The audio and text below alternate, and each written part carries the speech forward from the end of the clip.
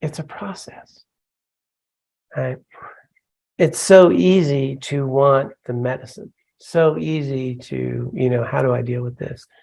When the way to deal with it is how we live our lives with a little more virtue and a little more patience and a little more wisdom, and more mindfully challenging some of our belief systems, challenging when our emotions arise, to see, is it really based in reality or not?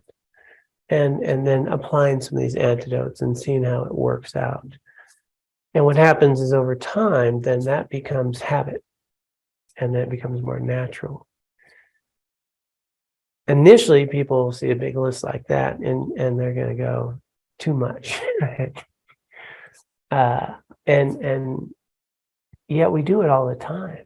We actually have suffering, and we think, I don't want to suffer. And then we go, what's a relief to that suffering? And we apply an antidote. It's just that many of our antidotes are not long-term, and they're just putting a Band-Aid on something. And this is saying, just take the extra step, and let's see if we can't apply an antidote that has a more long-lasting effect. And but to know them. And so our method to be able to do this is one in which you pick one thing, right? Here's my biggest sort of thing here right now in my life.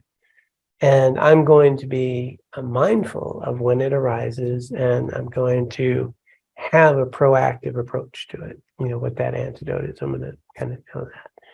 And then I'm going to pause a few times a day and remind myself, what's my intention? How did I want to, let's say patience is what I'm cultivating. Patience is the antidote to a lot of things. So I'll just pick that one. And I'll notice when it has arisen, kind of note it down, know what happened, and then, move on, and do that a few times a day. And then in the evening, I can reflect, and I can say, okay, here's when it's arisen. Here's how I reacted. Here's an antidote. Here's how it works. And basically, I'm deciding that my life is worth paying attention to.